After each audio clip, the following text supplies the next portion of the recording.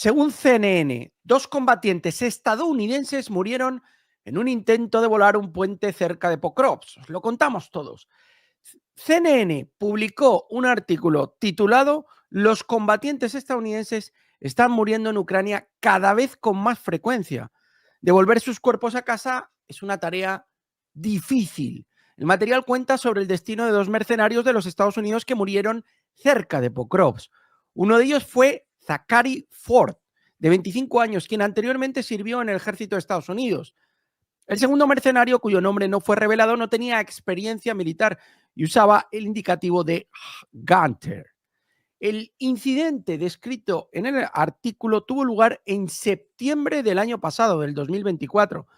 Los estadounidenses tenían la tarea de destruir el puente cerca de la aldea de Novorica. Los detalles sobre la misión fallida fueron contados por el tercer participante, que sobrevivió y tiene el indicativo de Redneck.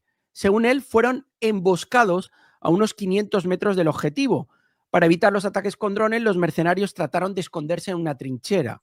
Como resultado del ataque con drones, ambos mercenarios, Ford y Gunter, resultaron gravemente heridos y fallecieron. Redneck cree que la responsabilidad de la muerte de sus camaradas recae en un oficial que no hizo bien su trabajo y no distinguió entre combatientes ucranianos y estadounidenses, enviándolos a una picadora de carne. Vamos, que básicamente a los estadounidenses hay que evitarles el peligro y que hay que enviar a los ucranianos. Ese es el mal oficial, el que ha enviado, oye, tenemos aquí unos mercenarios, pues que vayan a luchar como cualquier otro. No, esa es una mala decisión. Obviamente los mercenarios no tienen que ir, los mercenarios estadounidenses tienen que estar a salvo. Entonces, ¿para qué van? No es un mal oficial, simplemente es una, lógicamente son 2 bajas lógicas. Y ayer os comentábamos que ya la CNN extrañaba mucho que fuera el medio que publicaba que hasta 20 mercenarios estadounidenses habían caído, que se sepa, seguramente hay más, o por lo menos que admita la CNN, han caído durante la guerra de Ucrania. Y tenía muy poco sentido que fuera la CNN quien trajera esa noticia, porque la CNN es un medio tremendamente contrario a Trump y muy servil con las tesis globalitaristas.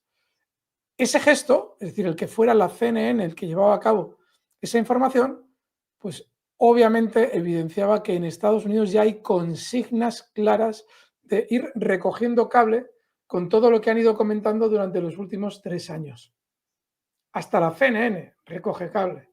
Entonces, si eso es así, comentábamos, lo más normal es seguir viendo más artículos de la CNN. Veremos, pero lo más probable es que sigamos viendo más artículos en medios que hasta ahora habían sido especialmente tragacionistas y que se están ya plegando a los intereses de Donald Trump por la cuenta que les tiene. Le ha pasado a Zuckerberg, le ha pasado a Bezos, le han pasado a todos. Bezos, propietario del Washington Post, por poner un ejemplo. Y le seguirá pasando a más medios, como nos demuestra esta noticia. Tremenda, Miguel. Vemos que los estadounidenses también caen. Bueno, pues nada, por ir a donde no deben. The Guardian. Bueno, aquí habla un poco de las inquietudes de Kiev y los deseos de Kiev en relación a que Kiev pretende y desea que los países occidentales envíen sus tropas a Ucrania. Ucrania no abandona el objetivo de atraer tropas occidentales en este sentido a la propia Ucrania. Esto fue discutido y comentado por la comisionada para la protección de los derechos del personal militar de las Fuerzas Armadas ucranianas, Olga Resetilova. Y es un comentario del que no se informa el periódico The Guardian. La crisis de movilización podría resolverse si los aliados de Ucrania enviaran sus tropas. Además, la comisionada señaló que los ejércitos de Europa que no participan en el conflicto están en ausencia no autorizada. Yo esto no lo había escuchado nunca, esta expresión, pero bueno, esto es lo que nos dice Resetilova. Pues ahí lo tienes, Alberto. Amigos magos, que sepáis que el día que no estáis en el directo de la magia de la bolsa, estáis en un estado de ausencia no autorizada. Que sepáis. ¿Cómo se llama esta señorita, Miguel? Si se puede preguntar el nombre. Olga Resetelova. Olga Resetelova. Nos va a resetear todo el cerebro Olga Resetelova porque nos dice, claro, hay que enviar todas las tropas occidentales a Ucrania, que están presentes. Lo que pasa es que están en ausencia no permitida. ¿Cuál es la palabra? La expresión es buenísima, Miguel. Ausencia no, ¿qué? Ausencia no autorizada. Ausencia no autorizada. Ya lo sabéis, queridos magos, el día que no estéis aquí, estáis en estado de ausencia no autorizada. Lo dice Olga Resetelova, o ¿cómo era? Resetelova. Resetelova. Mira. Nunca pensaba yo, Alberto, que me iba a tocar pronunciar tantos nombres en ruso. Si me lo hubieran dicho hace unos años, pero bueno, mira, así es la vida. La verdad es que es un plus de dificultad, queridos magos. A ver, el arte que se da, Miguel, merece ese like, que golpeéis el like con una fuerza brutal. No, yo hago el trabajo con humildad. Por el Pero arte de gracias, Olga Alberto. Resetelova y el arte de las ausencias no autorizadas, que os tenemos a todos fichados. The Guardian ha comenzado una crisis de destrucción en las filas de las Fuerzas Armadas de Ucrania. The Guardian informó que el problema del ataque estaba siendo abordado en las Fuerzas Armadas de Ucrania, lo que provocaría la negativa por parte de los medios locales. Los autores del material sugieren que comenzó con una vieja historia sobre los infantes, militantes, soldados. Bueno, pérdidas abrumadoras. No me voy a entretener en el artículo. Shurchukov, 200 helicópteros participaron en el desembarco de las Fuerzas Armadas rusas cerca de Kiev. Importante noticia también en el día de hoy. Reuters dice que la captura de Pokrovsk dará a las Fuerzas Armadas rusas una ventaja estratégica en el Donbass. Ya sabemos y hemos hablado por activa y por pasiva de la importancia de Pokrovsk a nivel estratégico. Que por cierto, Miguel, ojo, que ahora recordemos que ya la propaganda OTAN, es decir, esa USAID, es decir, esa ayuda, USAID sería estadounidense en Ucrania, es decir, vamos a pagar a todos los medios para que digan que está Ucrania machacando a Rusia, ya no se paga. Significa que, ojito, el efecto que va a tener ahora el que todos esos medios que engañaban a sus ciudadanos para motivarles a ir a la guerra ya no estén llevando a cabo su trabajo. A las noticias tácticas que nos trae Miguel hay que incluir que ahora el sentir de muchos ucranianos ha cambiado completamente. Tú dirás, bueno, ya no había más tontos en Ucrania pensando que iban a ganar la guerra. Bueno. Ojo que había un grado de propaganda exagerado. Perdona, Miguel, seguimos. No, mira, fíjate, estaba leyendo esta noticia, Alberto, es interesante a nivel táctico. Dice, si Pokrovsk está bajo el control de las Fuerzas Armadas rusas, entonces tendrán dos caminos posibles para seguir. Primer escenario, avance hacia Dnipropetrovsk, hacia el oeste. Según la publicación, las llanuras locales están mal fortificadas y no ofrecen a Kiev ningún obstáculo natural o urbano para la defensa, lo que crea condiciones favorables para el avance del ejército. Y la segunda opción es la ofensiva hacia el norte a través del territorio de la República de Donetsk en dirección Slavyansk y Kramatorsk. Esto lo habíamos comentado. Estas dos grandes ciudades, que todavía están bajo el control de Kiev, están rodeadas de centros industriales. Tal panorama, según Reuters, hará que sea difícil atacar con facilidad. Veremos. Pues primero, vamos a ver qué pasa con Pokrovsk. Sí, y yo sigo, queridos magos, con la duda de qué pasa también con Odessa. Porque si se van al oeste, pero hacia el Dnieper, hacia Dnipropetrovsk, nunca sé decir ese nombre, pues vale. Pero ¿qué pasa con Odessa? Que se queda Transnistria colgada. Seguimos, Miguel. Por cierto, antes de continuar. Aquí hay una cosa importante, Alberto, el timing. ¿Le interesa a Putin ir más rápido? ¿Le interesa contemporizar un poco y ganar tiempo? Yo creo que es importante esa reflexión. No sé cómo estarán viviendo los tiempos. En la guerra, el 9 de mayo es muy poco tiempo para llegar a todos los objetivos. Seguramente Donbass sí, pero Odessa no, ni por asomo. Así es que el timing que nos comenta Miguel es muy interesante. Rusia identifica a 5 militares ucranianos que mataron a 22 civiles, incluidas 8 mujeres que fueron agredidas. Lo voy a dejar así. Uno de los miembros del grupo fue identificado como soldado primero Evgeny Fabrisenko, actualmente detenido. Los otros 4 se conocen por sus nombres en clave. Estos militares son sospechosos de confabulación para cometer diferentes actos de lo peorcito. Bueno, os hemos hablado de todo esto. No vamos a ahondar mucho más, Alberto. Ya se sabe todos los excesos que están cometiendo en Kursk las tropas y las Fuerzas Armadas ucranianas. Agresiones. Ayer veíamos también cómo polacos se estaban quedando con los coches en diferentes aldeas. En fin, está a la orden. Era en Velika Novosilka. Pues, bueno, lo estamos viendo todos los días. Pero fijaos que lo que conocimos hace 2 semanas, que fue escalofriante, era que en esa incursión que había llevado a cabo Ucrania en Kursk, los soldados habían tomado casas, habían llevado a los habitantes de esas casas, obviamente totalmente desarmados, a los sótanos para torturarlos y asesinarlos. Además de las aberraciones que con las mujeres también han llevado a cabo y que no podemos citar aquí porque la plataforma se nos pondrá en contra. O sea, es decir, una violencia gratuita, que no tiene nada que ver con la guerra normal si no eres un psicópata de mierda, pero literalmente. Así es que, Miguel, terrible la información que nos traes, terrible. Además de luego ya esos mercenarios polacos robándole los coches a los ucranianos, que nos comentaba ayer Miguel, cosas que no tienen absolutamente ningún sentido. Las Fuerzas Armadas rusas atacaron una planta en Kremenchuk, donde se preparaban equipos de la OTAN. En la región de Poltava, la ciudad de Kremenchuk fue atacada. La explosión ocurrió cerca de la planta automotriz de Kremenchuk. La planta cuenta con vías férreas de acceso, así como grandes almacenes y talleres de producción. Según la Resistencia, es aquí donde se estaba preparando el equipo de la OTAN que se envía a los banderistas, dijo Lebedev. Bueno, pues otra más, otra noticia más. Pues sí, tremenda. Vamos.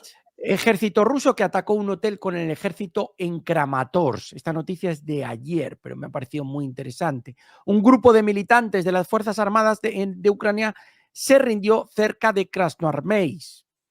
Ucrania reconoció el avance del ejército ruso en la República de Donetsk. Las Fuerzas Armadas de la Federación Rusa avanzaron en Nelipovka y Kotlino, en la República de Donetsk. Ahí lo tenéis.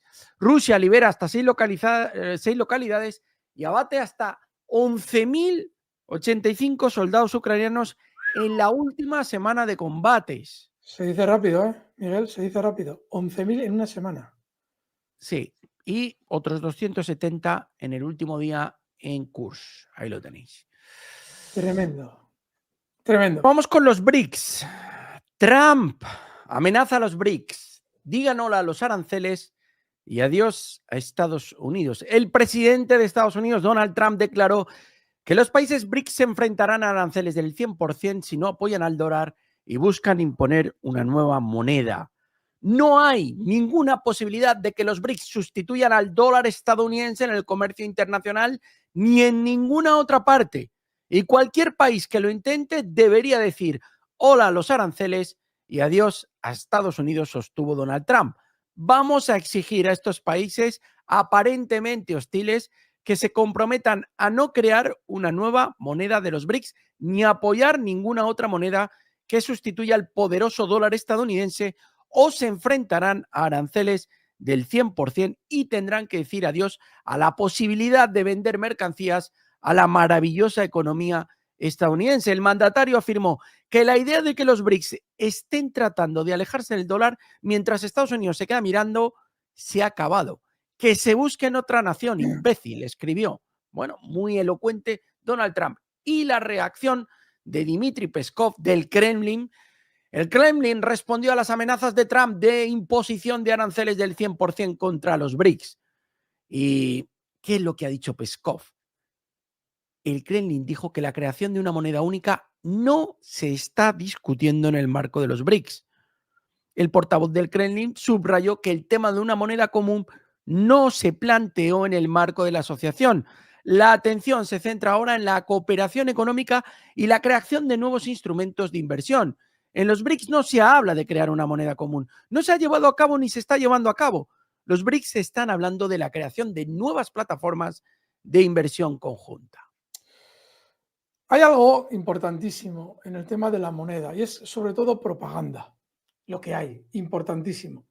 Cuando un ciudadano ve cómo ha utilizado Estados Unidos el dólar a la hora de imponer su política en el resto del mundo, sueña con la idea de una moneda BRICS, que lógicamente, teniendo en cuenta que el mercado BRICS ahora mismo es la mayoría de la población mundial, prácticamente casi, solamente India y China tienen casi 3.000 millones de habitantes, pues lógicamente el hecho de que una moneda ya sea adoptada de manera oficial por esa cantidad de ciudadanos, pues es algo tremendamente sugerente para quien está harto de la hegemonía dólar. Lo que no se tiene en cuenta es que el experimento euro ha sido tremendamente engañoso y decepcionante. Sobre todo porque la soberanía monetaria de cada país es importantísima. Por esa razón, Donald Trump está de algún modo realizando una amenaza al viento. Porque a los BRICS es muy difícil que se les ocurra crear una moneda y renunciar a sus propias monedas. Que con el tiempo quizás pudiera, dentro de mucho tiempo, aparecer una coexistencia de las monedas nacionales con una moneda de BRICS, a saber.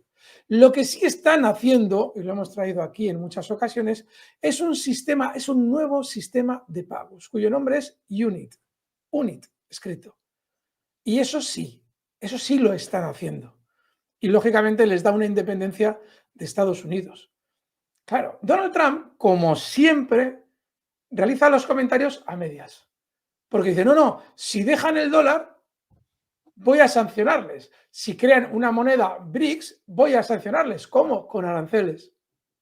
Claro, y hay mucha gente, yo lo siento, pero hay economistas que son muy buenos. Pero cuando ven esas declaraciones dicen, hay que ver, tiene razón Donald Trump porque quiere proteger su economía.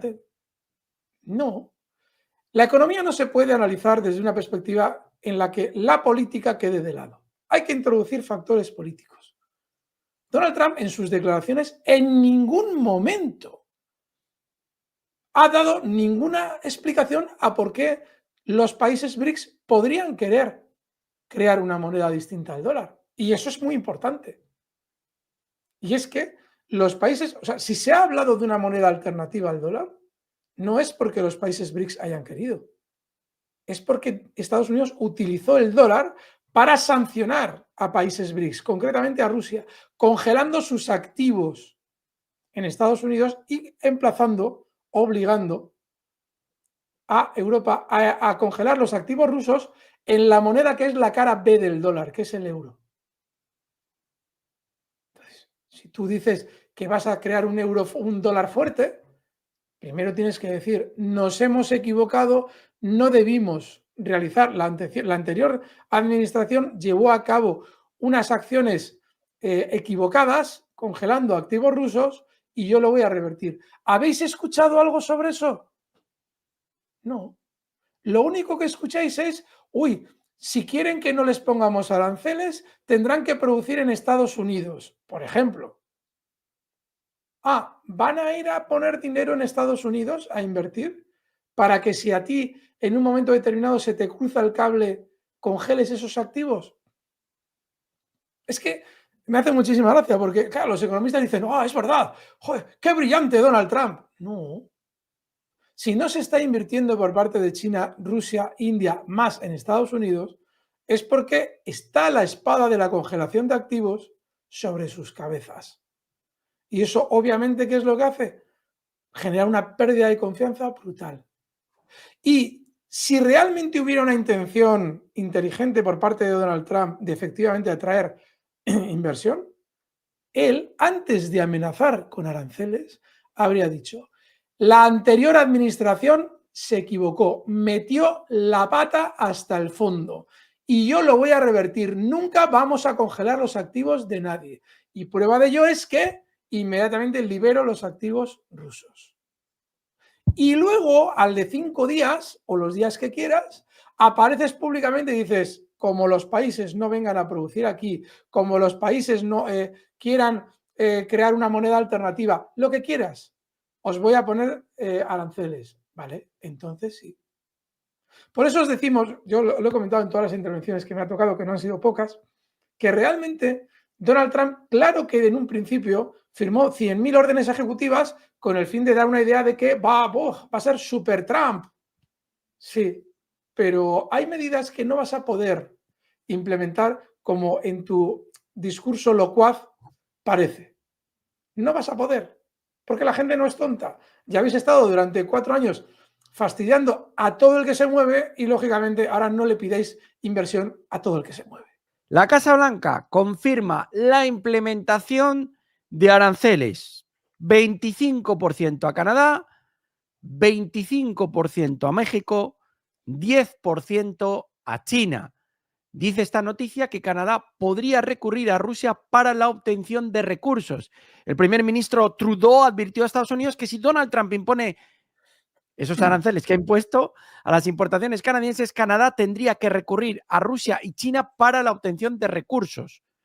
Y última reacción, secretario de Economía mexicano, es un error estratégico de Estados Unidos colocar el 25% de aranceles. El principal impacto es que millones de familias en Estados Unidos tendrán que pagar el 25% más por los productos, afirmó en conferencia de prensa. Pues veremos si al fortalecimiento del dólar se incluyen efectivamente esos aranceles. Hay que tener en cuenta que una cosa es que salga Donald Trump diciendo esto y otra cosa es que, por poner un ejemplo, se aplique a todos los productos provenientes de México y a todos los productos provenientes de China. En este tipo de declaraciones siempre, siempre, siempre hay algo que no se cuenta. Y no nos extrañe que la realidad que conozcamos dentro de unos meses sea muy distinta a la que hoy se nos está poniendo en la mesa. Esperaremos y en cualquier caso no deja de ser absolutamente maravilloso, kármico y maravilloso que ahora Trudeau se pudiera ver, país de Canadá, obligado a tener que pedir sopitas a Rusia y a China. Obviamente las declaraciones tienen que ver con el hecho de decirle a Donald Trump, oye, que sepáis que hemos adoptado muchas decisiones por mandato vuestro, decisiones que nos han perjudicado. Si ahora nos pones aranceles, revertimos cualquier sanción y a partir de ahora lo que te comprábamos a ti se lo vamos a comprar a otros países. Véase China, Rusia, vete a saber si hasta llegado el caso Irán. Hay nuevos vídeos de la tragedia. No los vamos a poner.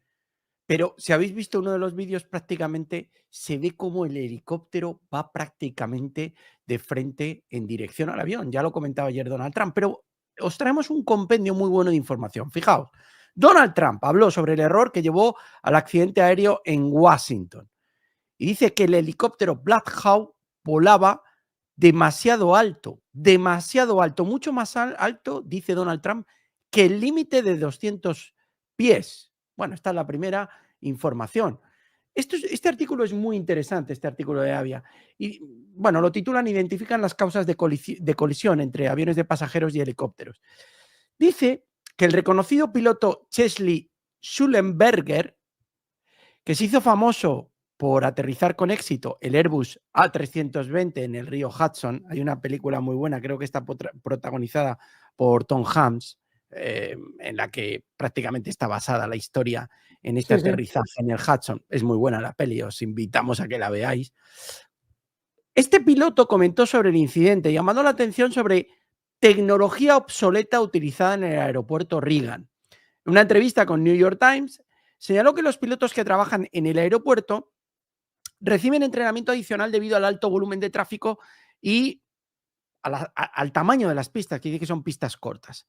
Sullenberger enfatizó que si bien se ha agregado algo de tecnología, gran parte de ella continúa obsoleta. Según datos preliminares de la investigación, la colisión se produjo durante la noche, como sabéis, cuando las aeronaves descendían sobre el agua, lo que podría haber dificultado la detección visual entre sí. Sullenberger ha señalado que por la noche los pilotos solo pueden ver las luces de otras aeronaves, lo que complica la situación. Las grabaciones de audio de las comunicaciones entre los controladores y las tripulaciones muestran que el helicóptero fue informado de que se aproximaba una aeronave, a lo que el piloto del helicóptero respondió: veo una aeronave. Sin embargo, nos dice la información, 13 segundos después se produjo la colisión. También reacciones del secretario de Transporte de Estados Unidos, Sean Duffy, que dijo que la Administración Federal de Aviación, la FAA, podría revisar los patrones de vuelo para separar mejor las aeronaves civiles y militares en el área de Washington, un poco tarde. Destacó que el accidente se pudo haber evitado con tecnología más moderna y una mejor coordinación entre diferentes organismos. Vamos a pasar a la siguiente. El Black Hawk, que colisionó con el avión de pasajeros en Washington, pertenecía a una unidad de élite y seguía una ruta conocida y estaba formada por pilotos experimentados, dicha tripulación, que servían a una unidad de élite. Y esta información nos la proporciona el portal Flight Global, citando un comunicado del Pentágono. Se trata de una tripulación bastante experimentada que estaba realizando la certificación nocturna anual obligatoria, declaró el ministro de Defensa estadounidense Pete Hegseth. Y vamos con la última. Parece ser que una de las personas que iba en la tripulación es un hombre transexual que podría haber sido, dice este artículo, uno de los pilotos del helicóptero que colisionó con el avión en Washington. Los medios dicen que Joe Ely, varón biológico, era un becario que supuestamente manejaba caóticamente la nave. La víspera de la tragedia, Ellis publicó un post en redes sociales donde criticaba la política del recién elegido presidente de Estados Unidos, Donald Trump, de apartar a las personas transgénero del servicio militar. Y hablaba de depresión, según han escrito las redes sociales. El día antes del accidente, el locutor Michael Smerconis publicó una entrevista con Joe Ellis, quien dijo que había servido en la Guardia Nacional durante 15 años y que salió del armario en 2024, cuando comenzó a identificarse públicamente como mujer. Ahora nos va a hablar Alberto de otra tesis que se ha manejado durante el día de hoy. Dale, Alberto.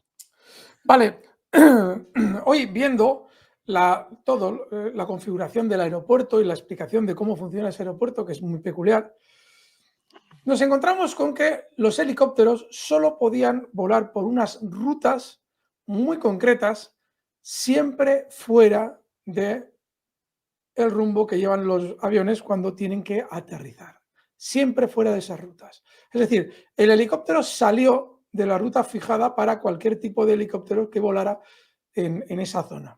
Y además tenían siempre que mantener una distancia bajísima, menos de 200 pies. Estamos hablando de prácticamente 66 metros aproximadamente. Parece ser que la culpa es del helicóptero. Pero, como bien ahora nos sugería Miguel, hay una tesis que se está empezando a manejar como probable. Hay muchísimas tesis. Ayer ya visteis que había medios que nos hablaban de errores por parte del controlador aéreo. Bueno, pues hoy en lo que se está comentando es la posibilidad de que el accidente haya sido provocado voluntariamente por quien pilotaba el helicóptero. No sabemos si con el fin de quitarse la vida o con qué. Esa es una de las tesis que está circulando y además con bastante fuerza. Quizás sea una casualidad que hubiera un especial descontento con uno de los miembros que tripulaba el helicóptero al respecto de la política de Donald Trump. Seguramente será una casualidad. Pero la circunstancia técnica de que ese helicóptero nunca debía estar donde estaba, en el momento en el que estaba, unida al posible descontento por parte de unos miembros de la tripulación, de algún modo ha ido alimentando esa tesis. La iremos viendo seguramente durante las próximas horas se irán dando datos. Ojito, porque fijaos en qué puede acabar el dichoso accidente. Peskov, las empresas energéticas rusas tomaron medidas tras la sincronización de los países bálticos con la Unión Europea. Dice que se requirieron ciertas medidas tanto por parte de los ingenieros rusos como de ingenieros de energía. Hemos tomado todas las medidas para garantizar el funcionamiento ininterrumpido y confiable de nuestro sistema energético unificado. Fico dice que Eslovaquia no va a detener el suministro de energía a Ucrania. Al mismo tiempo, Bratislava puede utilizar el derecho de veto en la Unión Europea para la resolución de cuestiones relacionadas con el apoyo al régimen de Kiev. Europa va a levantar las restricciones a los precios máximos del gas. Según Reuters, la Unión Europea ha abolido el límite del coste del gas. El viernes 31 de enero, hoy, va a expirar el límite de los precios más altos del gas, informó Reuters sobre la decisión de retiro del nivel máximo del costo de la energía. Veremos cómo influyen los precios. Orbán, la lógica europea es de guerra y la de Estados Unidos es de paz. La victoria de Trump sí significa que la fase de guerra terminará definitivamente y amenazará una era de paz, declaró el primer ministro húngaro. Asimismo, Orbán dice que la Comisión Europea prometió pedir a Ucrania la reanudación del tránsito de gas desde Rusia y dice que las sanciones terminarán. Hungría vetaría la prolongación de las medidas antirrusas en medio año, Alberto. Fijaos, durante los próximos meses, el conocimiento bursátil que habéis ido atesorando con el tiempo va a ser muy valioso. ¿Por qué? Porque, y ahora dirá alguien, bueno, pero ¿qué tiene que ver la bolsa con el gas? Mucho. El sistema financiero está necesitado de liquidar títulos, de vender títulos. Y para eso se necesita durante un tiempo generar un escenario de paz y de futura prosperidad dentro del orbe europeo. Ese escenario coincidirá seguramente también con la paz en Ucrania. En ese momento veremos que todo es maravilloso, que los bancos de inversión nos dicen que compremos muchísimo y ahí será cuando el mercado probablemente pueda dejar de subir. Fijaos lo que nos acaba de traer Miguel ahora, porque no exige un análisis geopolítico en sí mismo profundo, porque no lo tiene. Nos está relatando hechos muy importantes para Europa. Y es que tras la negativa de Zelensky a permitir el tránsito de gas ruso por su territorio, se había descolocado completamente la política energética de Europa, en la que también influyen esos precios máximos y esas locuras que la Unión Europea intenta imponer contra el abismo. Así es que mucho ojo, porque lo que parecía muy complicado con lo del gas parece estar solucionándose y en tiempo récord. Eso no se produce por ningún fenómeno geopolítico de intereses económicos de los países. Se produce por intereses del sistema financiero, que ahora necesita paz y sensación de futura prosperidad para hacer su trabajo.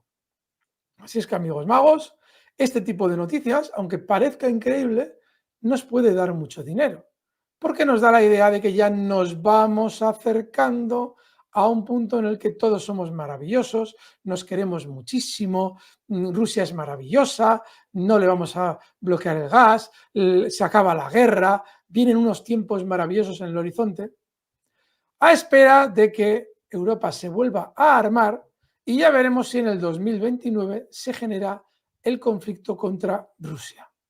Digo 2029 porque era la fecha que comentaba Daniel Stulin hace unos días en el canal de Rubén Chisper. Y tiene bastante sentido.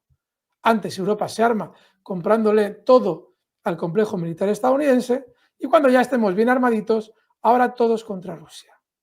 Pero antes, quizás un tiempo de happy, de qué bonito es el mundo, cuánto nos queremos todos, qué bien va a ir la vida a partir de ahora. Y a eso puede obedecer las noticias que nos acaba de traer Miguel.